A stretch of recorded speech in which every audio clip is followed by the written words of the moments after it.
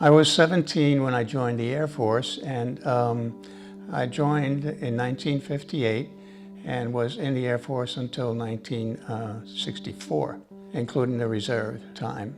And what I did there was supply the aircraft with the parts they needed when they were coming in for landings, and so that they can take off again.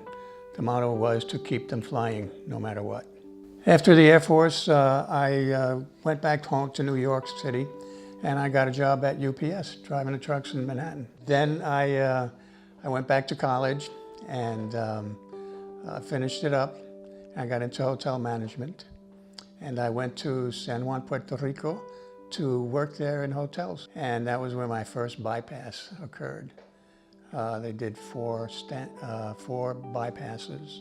It's always been the same thing, you know, bad arteries and congestive heart failure and atrial fibrillation, pacemakers, more stents. I have about 9 or 12 stents and things like that.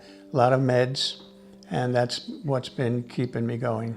Once you get sick and you have to be hospitalized for an indefinite amount of time or stay at home for, you know, who knows how long, employers obviously don't want to keep you working, so they either ask you to leave or take a permanent leave of absence. So I've had to struggle with whatever I have from Social Security and a small pension from a bank that I used to work at. And with that, I've been able to survive, basically, keep a roof over my head. And the story behind this place here is that I was just like, you know, a month away from almost being homeless, and I was fortunate enough to get a job with Tampa Bay Community Development Corporation. Thanks to them, they let me work there, and that started to turn things around for me. Nelson came to us through a program from AARP. He was actually looking for employment to increase his earnings because of his rent level, his rent expense kept increasing. It was escalating. So he came to us looking for employment through AARP. And we actually hired Nelson as a receptionist. And once he was here, he realized what the programs we had as he was learning the details of the business. Apparently no one can, on a fixed income, can live in apartments any longer, you know, with a decent surroundings and things, because they keep raising the rent for every contract. The next contract I was supposed to sign was one I couldn't afford. And so I would have to move out to nowhere. So as he realized that we could help in housing costs and home ownership, he went through the counseling program.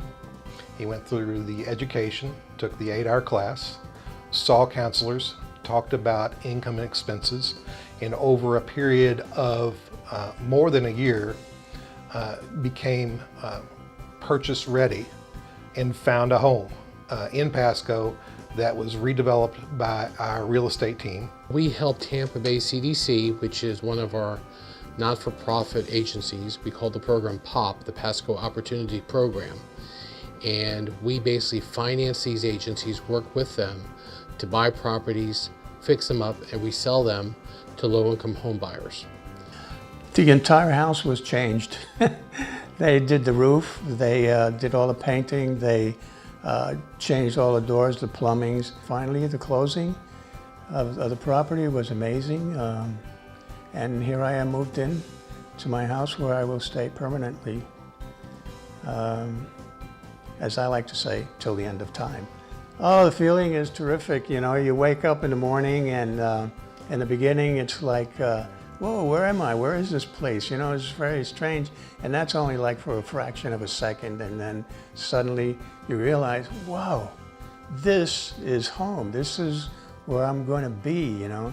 This is the place.